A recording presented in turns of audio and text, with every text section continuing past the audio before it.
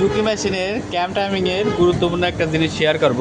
দেখেন, আমরা অনেকে জানে না এই যে পাতিটা, এই পাতিটার কাজ কি।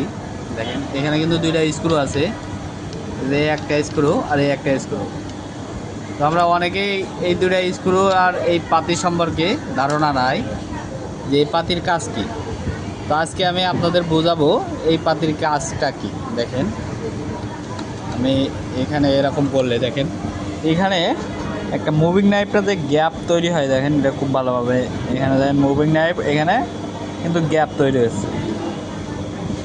তো এইখানে আমাদের রাখতে হবে 6 মিলি পরিমাণ। দেখেন জাস্ট এখানে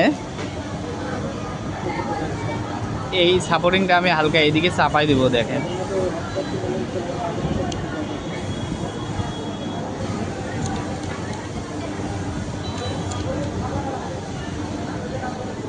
দেখেন চাপাই দিলে কিন্তু এখানে যে গ্যাপটা এটা বেড়ে গেছে। দেখেন এই যে এখানে কিন্তু আমরা দেব 6 মিলি পরিমাণ।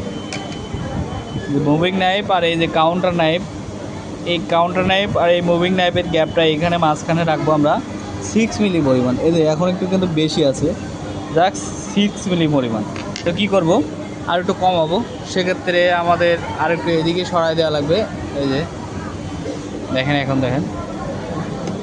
এখন কিন্তু এটা 6 মিলি পরিমাণ আছে। এই যে এখানে দেখেন 6 মিলি পরিমাণ আছে।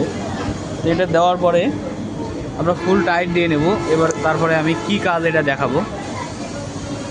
স্ক্রু দুইটা ফুল টাইট দিয়ে নেব। টাইট দেওয়ার পরে দেখেন এখন আমি এই ক্যামটা চাপ দেবো। দেখেন এই রিপিটটা চাপ দেবো। রিপিটটা চাপ দিলে দেখেন ক্যামের ভিতরে খুব সুন্দরভাবে বসতেছে।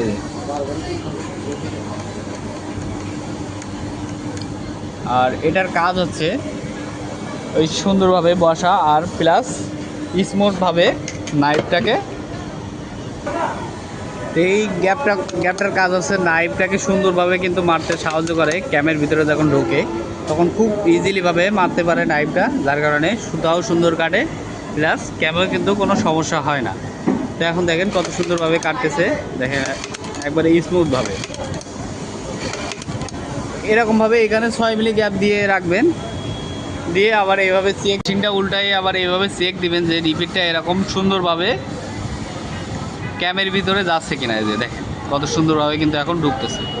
এই সাপোর্টিংয়ের মূলত কাজ মুভিং নাইফটা ফিক্স করে রাখা আর রিপিটটা যেন ভালোভাবে যায় এভাবে, সেটা এইখান থেকে ঠিক করা। তো ভিডিও ভালো লাগলে অবশ্যই একটা শেয়ার করে দিন। সবাইকে অসংখ্য ধন্যবাদ।